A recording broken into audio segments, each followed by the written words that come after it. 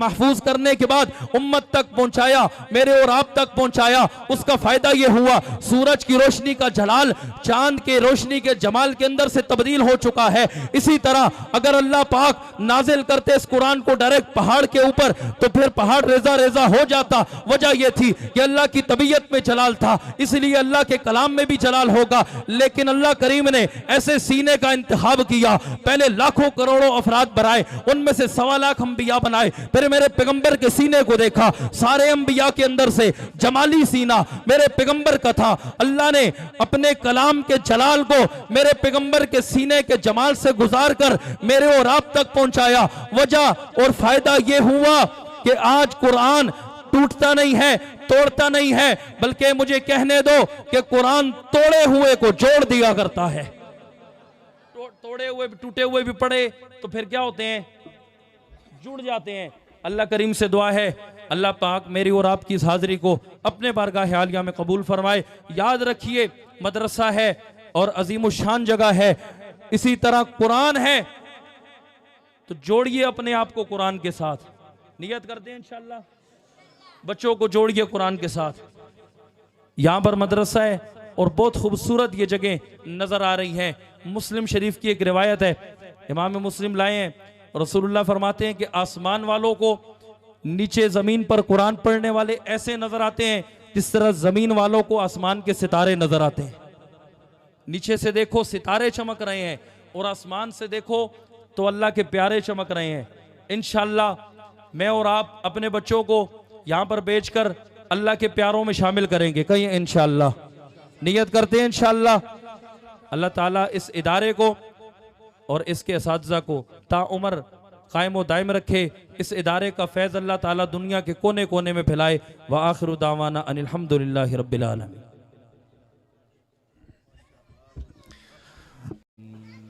मुहम्मदुर रसूलुल्लाह वक़ाल अल्लाहु तआला फ़ी मक़ामिन आख़र लौ अंज़लना हाज़ल क़ुरआन अला जबलिन लरअयतहु ख़ाशिअम मुतसद्दिअम मिन ख़श्यतिल्लाह। क़ाल नबी सल्लल्लाहु अलैहि वसल्लम अल क़ुरआनु हुज्जतुल लका औ अलैक औ कमा क़ाल अलैहि सलातु वस्सलाम। तमाम अहबाब ज़ौक़ शौक़ के साथ, मोहब्बत के साथ आवाज़ बुलंद यक ज़बान होकर नमाज वाला दुरूद पाक पढ़ें। अल्लाहुम्मा सल्लि अला मुहम्मद व अला आलि मुहम्मद कमा सल्लैता अला इब्राहीम व अला आलि इब्राहीम इन्नका हमीदुम मजीद। अल्लाहुम्मा बारिक अला मुहम्मद व अला आलि मुहम्मद कमा बारकता अला इब्राहीम व अला आलि इब्राहीम इन्नका हमीदुम मजीद। मेरे इंतहाई वाजिबुल एहतराम काबिले सत्ताज़ीम व तकरीम स्टेज पर जलवा अफरोज़ उलमाए किराम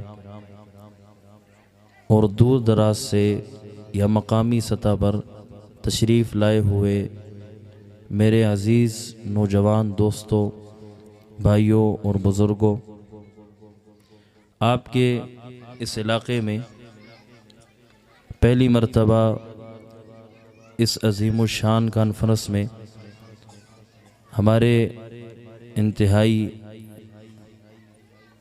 काबिल एहतराम क़ारी मोहम्मद शिराज साहब व दीगर रुफ़क़ा की दावत पर हाज़री का शर्फ़ हासिल हुआ है। अल्लाह करीम से दुआ है अल्लाह ताला मेरा और आपका यहाँ पर इकट्ठा होना, मिल बैठना अपने बारगाह में कबूल फरमाए। चूँकि मजलिस के महफ़िल के मेहमान खुसूसी ख़तीब इस्लाम हज़रत मौलाना आफ्ताब हैदर साहब तशरीफ़ फरमा है, तो इसलिए मैं कोशिश ये करूँगा कि उनके और आपके दरमियान ज़्यादा हाइल ना हो। मुख्तसर हाज़री पेश करके आपसे इजाज़त चाहूँगा चूँकि पहली मर्तबा है तो थोड़ा सा मिजाज शनासाई भी नहीं है हमारी, तो इसलिए कोशिश कीजिएगा कि हमारा साथ दीजिएगा। मुझे तो यहाँ पर मजमा ज़्यादा पुश्तून नज़र आ रहा है। जो उर्दू वाले हैं एक मर्तबा ज़ोक से सुभान अल्लाह कह दे ज़रा। उर्दू वाले कौन कौन है, हाथ खड़ा करके बता दे भाई। माशाल्लाह सब समझते हो उर्दू। अच्छा, चूँकि आपके एक नात खान हज़रत ने अभी हमें पश्तो में नात सुनाई है, माशाल्लाह बड़ा दिल मसरूर हुआ, खुश हुआ। अल्लाह करीम इनकी आवाज़ में मज़ीद बरकतें अता फ़रमाए। मैं मुख्तसर बिला तमहीद अपनी गुफ्तगू का आगाज़ करूँगा, चूँकि अज़मत कुरान का मौका है, तकमील कुरान का मौका है। बहुत सारे बच्चों का यहाँ पर आज दस्तार फ़जीलत भी है, कारी साहब की मेहनत है यहाँ पर। तो मैं बिला तमहीद दो बातें आपसे अर्ज़ करूँगा। आपने सबकन मेरी बात को सुनना है, ये तकरीर नहीं है, ये सबक है। इंशाल्लाह सुनेंगे भी और साथ भी देंगे, मेरे साथ दोहराएंगे भी। तकरीर इंशाल्लाह आपको आफ्ताब हैदर साहब ने सुनानी, कहो इंशाल्लाह उनको ज़ौक़ के साथ सुनना है। मैं उनके लिए ग्राउंड सेट करने के लिए आया हूँ हज़रत इंशाल्लाह। अच्छा, एक कुरान है, एक साहिब कुरान है। एक क्या है? एक कुरान है और दूसरा क्या है? साहिब कुरान। कुरान को समझने के लिए पहले साहिब कुरान को समझना पड़ेगा। पहले किसको समझना है? साहिब कुरान वो है जिस पर कुरान नाजिल हुआ, जिसकी वजह से कुरान उतरा, जिसकी वजह से हमें कुरान मिला और जिसकी वजह से कुरान हम तक पहुंचा, उसे साहिब कुरान कहते हैं। एक कुरान है, एक साहिब कुरान है। मैंने आपके सामने एक आयत पढ़ी। आयत करीमा क्या है? मुहम्मदुर रसूलुल्लाह। मोहम्मद साहिब कुरान का नाम है। मोहम्मद किसका नाम है? किसका नाम है? जोर से बोलिए। साहिब कुरान का नाम है। साहिब कुरान को समझने के लिए दो चीज़ें ज़रूरी हैं। इस आयत की तरफ दो चीज़ों में इशारा है। एक लफ्ज़ मोहम्मद है, एक लफ्ज़ रसूल है। एक लफ्ज़ मोहम्मद है, एक लफ्ज़ मोहम्मद पैगंबर की ज़ात को कहते हैं, रसूल पैगंबर की बात को कहते हैं। और अहले सुन्नत वल जमात का अकीदा और नज़रिया है मोहम्मद की पैगंबर की ज़ात भी आला, पैगंबर की बात भी आला, पैगंबर की ज़ात भी अरफा, पैगंबर की बात भी अरफा, पैगंबर की ज़ात भी हयात, पैगंबर की बात भी हयात, पैगंबर की ज़ात को भी जन्नती मानते हैं, पैगंबर की बात को भी जन्नती मानते हैं। पैगंबर की ज़ात को क्या मानते हैं? जन्नती। बिला तमहीद तकरीर शुरू हो चुकी है। मेरी तकरीर इसी तरह की है, समझ आ रही है भाई? पैगंबर की ज़ात को क्या मानते हैं? जन्नती मानते। क्या मानते हैं? बस ये आपने सबकन ये जुमला मेरे साथ आखिर तक बोलना है। इंशाल्लाह बात शुरू भी यहीं से और ख़त्म भी यहीं पर होगी। पैगंबर की ज़ात को क्या मानते हैं? जन्नती मानते हैं। पैगंबर की बात को भी क्या मानते हैं? पैगंबर की ज़ात जन्नती है। आप कहेंगे मौलाना इस पर दलील है या सिर्फ जुमला है? तवज्जो करना, कुरान कह रहा है मिन्हा खलकनाकुम व फीहा नुईदुकुम व मिन्हा नुखरिजुकुम तारतन उखरा। हम जिस मिट्टी से इंसान को पैदा करते हैं, मिट्टी को जिस इंसान का वजूद तख्लीक करने के लिए हम मिट्टी लेते हैं, वहीं पर मौत के बाद उसी मिट्टी में इंसान को दफन करने के लिए जगह अता करते हैं। ये मेरे अल्लाह का कायदा और कानून है। अब आइए ज़ख़ीरा हदीस की तरफ। मेरे पैगंबर कहते हैं, फरमा रहे हैं, मा बैना बैती व मिंबरी रौज़तुम मिन रियाज़िल जन्ना। अरे लोगो, दुनिया वालों सुनो, मेरे मिंबर और मेरे घर के दरमियान का जो हिस्सा है, जो टुकड़ा है, इसे जन्नत का हिस्सा कहते हैं। ये जन्नत के बागों में से बाग है। मैं आपके लिए दुआगो हूँ, अपने लिए भी दुआगो हूँ। अल्लाह करीम मुझे और आपको जन्नत का बाग वो दिखा दे। वो जन्नत के बागों में से क्या है? फिर देखते हैं मेरे पैगंबर का विसाल हुआ। मेरे पैगंबर का यहां से जाहिरी विसाल जब होता है तो उसी बाग, जन्नत के बाग के उसी टुकड़े के अंदर मेरे पैगंबर आराम फरमा है। फिर मुझे कहने दो, पैगंबर की जात आई भी जन्नत से है, पैगंबर की जात गई भी जन्नत में है। भाई बात समझ आ रही है? इस साइड वालों को लगता है नहीं समझ आ रही। सुभान अल्लाह का एक मरतबा फिर। ये माइक वाले भाई इसको थोड़ा सा खोल दें, गला मेरा भी ख़राब है और माइक का गला भी दबाया हुआ है, इसको थोड़ा सा खोल दें आवाज़ को। मेरे दोस्तों, पैगंबर की ज़ात आई भी जन्नत से, पैगंबर की ज़ात गई भी, पैगंबर की ज़ात आज भी जन्नत के अंदर है, पैगंबर का वजूद जन्नती वजूद है। बस इस जुमले को आप याद रखिएगा।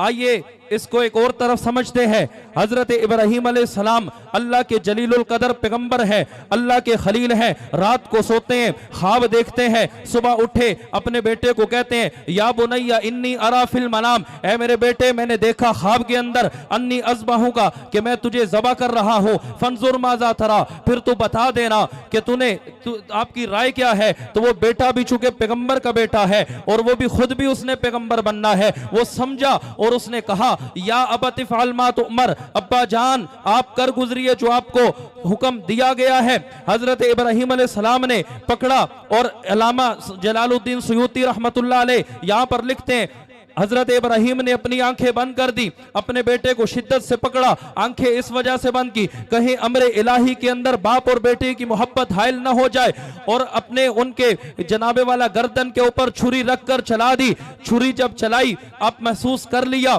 कि अब हजरत इस्माइल की रूह परवास कर चुकी होगी। आंखें खोली, अजीब मंजर देखते हैं। मंजर क्या है? मंजर यह कि हजरत इस्माइल पास खड़े मुस्कुरा रहे हैं और नीचे छुरी के नीचे मेंढा ज़बह किया हुआ वो ज़बह हो चुका है। अब देखा तो बड़े हैरान हुए, उन्होंने मुस्कुराने लगे। अल्लाह माजरा क्या है? मैं आपसे पूछता हूं, मेंढा दुनिया से आया या जन्नत से आया? कहां से आया भाई? जो उलमा से सुनते रहते मेरे साथ दोहराए, कहां से आया? जन्नत से आया। अब कोई बंदा ये कहे हम तो कुर्बानी करते हैं, हम दुनिया वाला मेंढा लाते हैं, जन्नत वाला नहीं लाते। हजरत इब्राहीम के पास जो मेंढा आया वो जन्नती था। तो जवाब इसका ये है, जनाब हजरत इब्राहीम का मेंढा जो आया वो सैयदना इस्माइल के वजूद के बदले में आया। सैयदना इस्माइल पैगंबर है और उनका वजूद जन्नती वजूद है। तो जन्नती वजूद के बदले में अल्लाह करीम ने जो मेंढा भेजा वो भी जन्नत से भेजा है। तो पैगंबर का वजूद क्या है? पैगंबर का वजूद जन्नती वजूद है। जाते पैगंबर को समझिए, बातें पैगंबर खुद समझ में आ जाएगी। पैगंबर का वजूद जन्नती वजूद है। इसको एक और तरह समझिए, इंसान के दो रुख होते हैं, एक उसकी तबीयत है, एक उसकी कैफियत है। इंसान की कैफियत माहौल के बदलने से तब्दील होती है, इंसान की तबीयत माहौल के बदलने से तब्दील नहीं होती। मैं आपको मिसाल देता हूं, एक बंदा यहाँ का है, वो चला जाए मदीने में, उसको वहां पर आर्जी तौर पर मदीने के अनवारात की वजह से बड़ी नेकी करने का ख्याल आएगा, क्योंकि कैफियत ऐसी है, तब्दील हो चुकी है। वापस आए तो उसी तरह है। वजह यह है कि तबीयत तब्दील नहीं होती, कैफियत तब्दील होती है।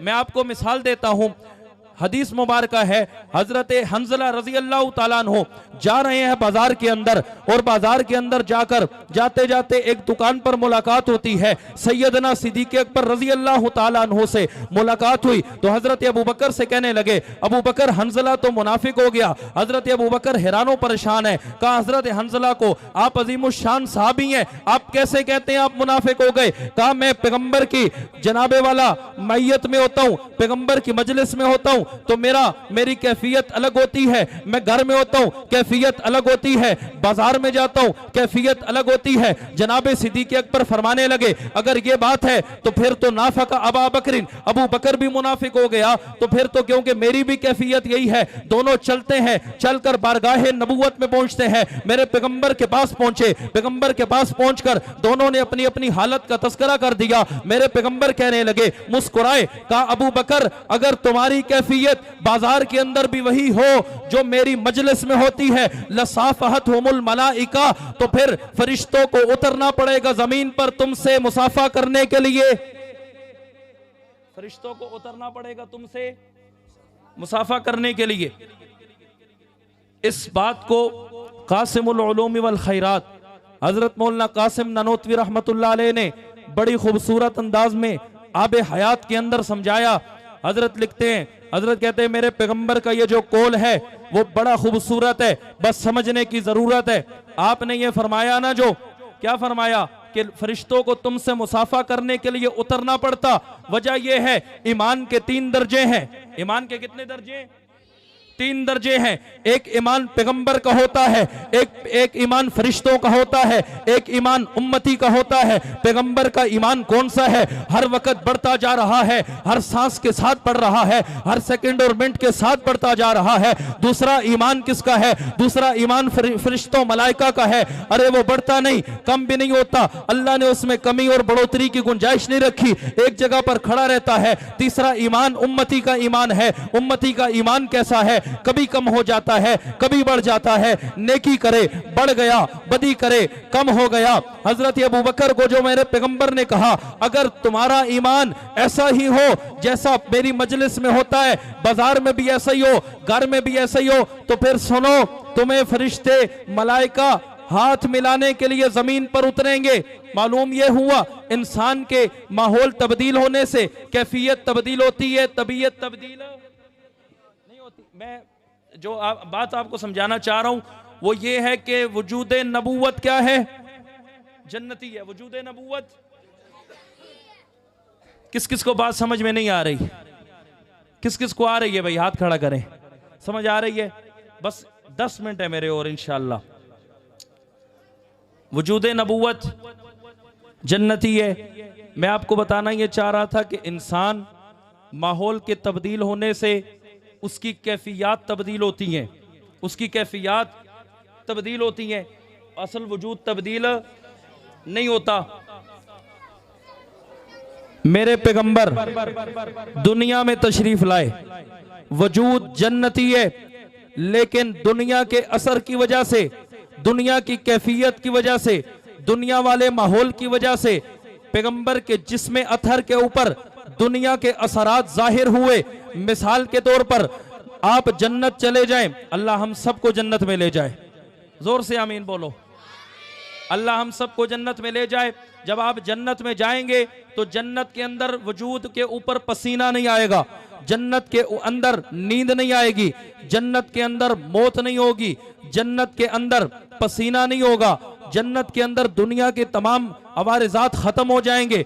आप अभी सोचेंगे मौलाना आपने कहा कि पैगंबर का वजूद जन्नती है, लेकिन मेरा पैगंबर यहाँ पर सो भी रहा है, मेरा पैगंबर यहाँ पर पसीना भी आ रहा है, तो फिर कैसा जन्नती वजूद है? मैंने आपके सामने तमहीदन वाक़िया अर्ज कर दिया कि याद रखो, इंसान का माहौल तब्दील होने से माहौल की कैफियत का असर इंसान पर पड़ता है। मेरा पैगंबर पसीना आता है, वजह यह है कि दुनिया का असर है, पसीने से खुशबू आती है, इसलिए कि जिस्म हमारे वाला नहीं है, जिस्म जन्नती है। जिस्म क्या है? जन्नती है। जिस्म क्या है? जन्नती है। हजरत आयशा रज़ी अल्लाह तआला अन्हा फरमाती हैं मेरे पैगंबर सोए, उठे, तहज्जुद का वक़्त है, आप सल्लल्लाहु अलैहि वसल्लम ने उठकर नमाज शुरू कर दी। मैंने कहा या रसूल अल्लाह आपने वजू नहीं फरमाया। आप सल्लल्लाहु अलैहि वसल्लम ने बड़ी अजीब बात इरशाद फरमाई, आपने फरमाया तनामु ऐनाया वला यनामु क़ल्बी। आयशा तुम्हें पता नहीं है, मेरी आंख सोती है, मेरा दिल जाग रहा होता है। नींद आती है दुनिया की कैफियत की वजह से, लेकिन वजू नहीं टूटता, वजूद जन्नती है।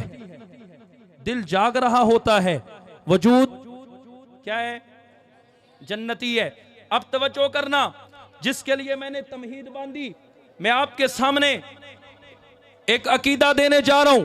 खुदारा अजमत कुरान पर बात बोलना फरमाएंगे, लेकिन अकीदा याद रखो, आज दुनिया कादियानियत गैर महसूस अंदाज में अपनी तबलीग कर रहे हैं, अपनी मेहनत जारी रखे हुए।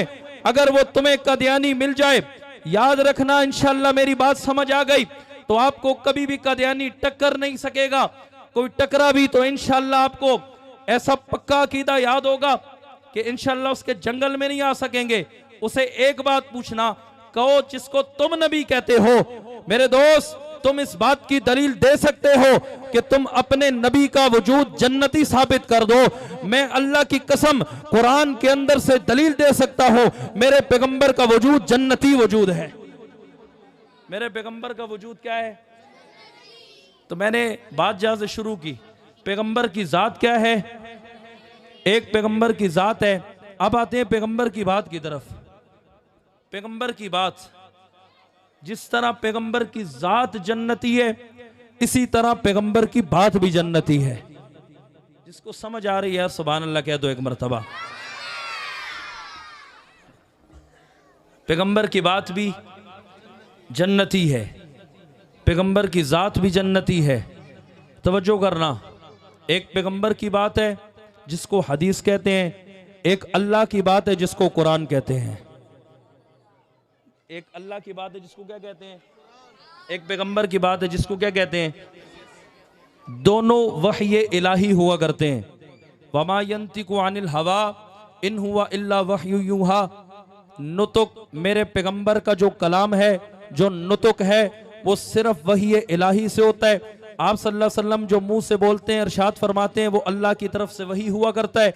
इसको कलाम इलाही कहते हैं। ये हदीस, इसको हदीस कहते हैं। एक अल्लाह का कलाम है, एक मेरे पैगंबर का कलाम है। खुदा ना मेरी तरफ तवज्जो करे, मेरे 5 मिनट हैं। ये मजमा थोड़ा सा आगे होगा, करीब आ जाए, थोड़ा सा करीब आ जाए।